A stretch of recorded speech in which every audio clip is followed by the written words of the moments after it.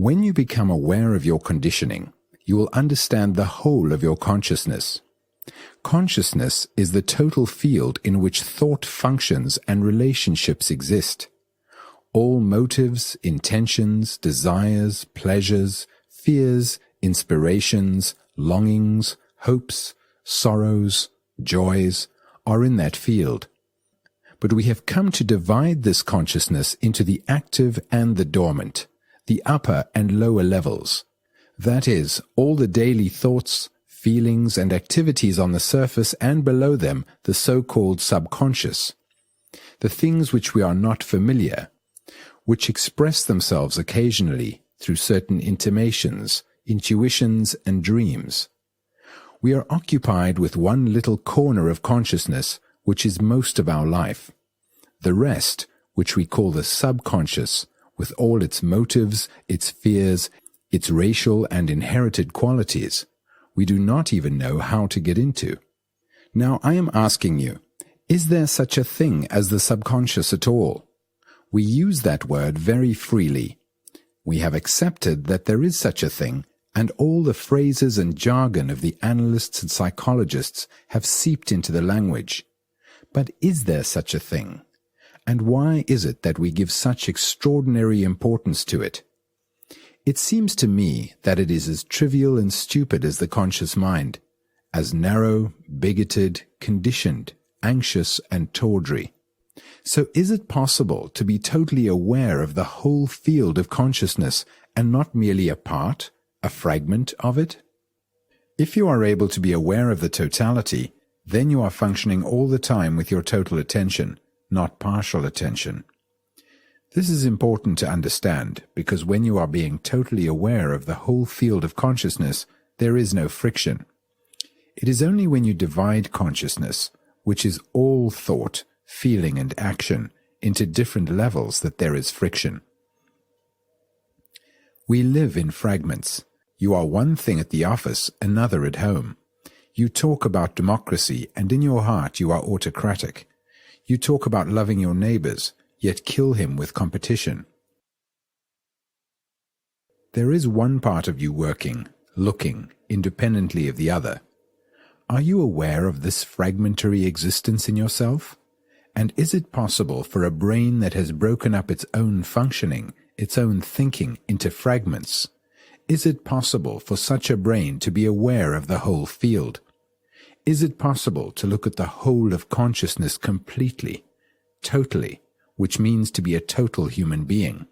If, in order to try to understand the whole structure of the me, the self, with all its extraordinary complexity, you go step by step, uncovering layer by layer, examining every thought, feeling, and motive, you will get caught up in the analytical process, which may take you weeks, months, years.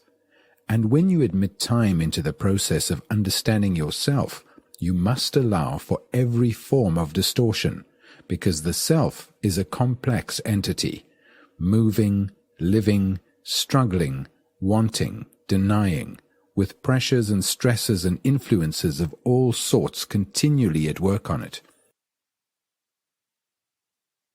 So you will discover for yourself that this is not the way. You will understand that the only way to look at yourself is totally, immediately, without time. And you can see the totality of yourself only when the mind is not fragmented. What you see in totality is the truth. Now, can you do that? Most of us cannot, because most of us have never approached the problem so seriously. Because we have never really looked at ourselves. Never. We blame others. We explain things away, or we are frightened to look. But when you look totally, you will give your whole attention, your whole being, everything of yourself, your eyes, your ears, your nerves. You will attend with complete self-abandonment. And then there is no room for fear, no room for contradiction, and therefore no conflict. Attention is not the same thing as concentration. Concentration is exclusion. Attention, which is total awareness, excludes nothing. It seems to me that most of us are not aware, not only of what we are talking about, but of our environment, the colors around us, the people, the shape of the trees, the clouds, the movement of water. Perhaps it is because we are so concerned with ourselves, with our own petty little problems, our own ideas, our own pleasures, pursuits and ambitions, that we are not objectively aware, and yet we talk a great deal about awareness. Once in India, I was traveling in a car. There was a chauffeur driving, and I was sitting beside him. There were 3 gentlemen behind discussing awareness very intently and asking me questions about awareness. And unfortunately, at that moment, the driver was looking somewhere else, and he ran over a goat. And the 3 gentlemen were still discussing awareness, totally unaware that they had run over a goat. When this lack of attention was pointed out to those gentlemen who were trying to be aware, it was a great surprise to them. And with most of us, it is the same. We are not aware of outward things or of inward things. If you want to understand the beauty of a bird, a fly, or a leaf, or a person with all his complexities, you have to give your whole attention, which is awareness. And you can give your whole attention only when you care, which means that you really love to understand. Then you give your whole heart and mind to find out. Such awareness is like living with a snake in the room. You watch its every movement. You are very, very sensitive to the slightest sound it makes. Such a state of attention is total energy. In such awareness, the totality of yourself is revealed in an instant. When you have looked at yourself so deeply, you can go much deeper. When we use the word deeper, we are not being comparative. We think in comparisons, deep and shallow, happy and unhappy. We are always measuring, comparing. Now, is there such a state as the shallow and the deep in oneself? When I say my mind is shallow, petty, narrow, limited, how do I know all these things? Because I have compared my mind with your mind, which is brighter, has more capacity, is more intelligent and alert. Do I know my pettiness without comparison? When I am hungry, I do not compare that hunger with yesterday's hunger. Yesterday's hunger is an idea, a memory. If I am all the time measuring myself against you, struggling to be like you, then I am denying what I am myself. Therefore, I am creating an illusion.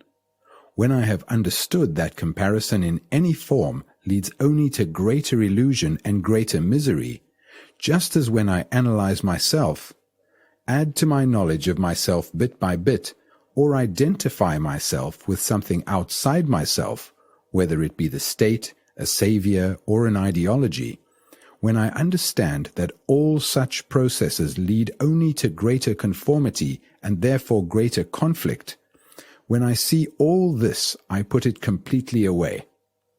Then my mind is no longer seeking. It is very important to understand this.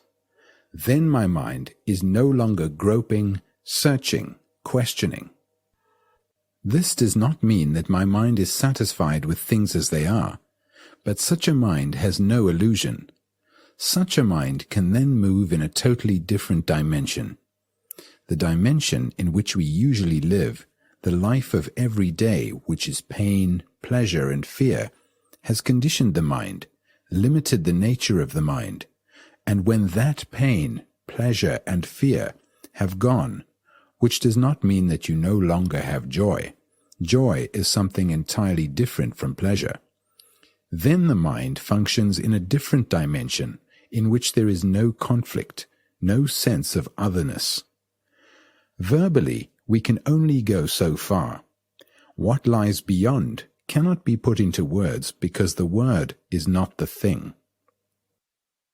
Up to now, we can describe, explain, but no words or explanations can open the door. What will open the door is daily awareness and attention. Awareness of how we speak, what we say, how we walk, what we think. It is like cleaning a room and keeping it in order. Keeping the room in order is important in one sense, but totally unimportant in another. There must be order in the room, but order will not open the door or the window. What will open the door is not your volition or desire. You cannot possibly invite the other. All that you can do is to keep the room in order, which is to be virtuous for itself, not for what it will bring. To be sane, rational, orderly. Then perhaps, if you are lucky, the window will open and the breeze will come in. Or it may not. It depends on the state of your mind, and that state of mind can be understood only by yourself, by watching it and never trying to shape it, never taking sides, never opposing, never agreeing, never justifying, never condemning, never judging, which means watching it without any choice. And out of this choiceless awareness, perhaps the door will open, and you will know what that dimension is in which there is no conflict and no time.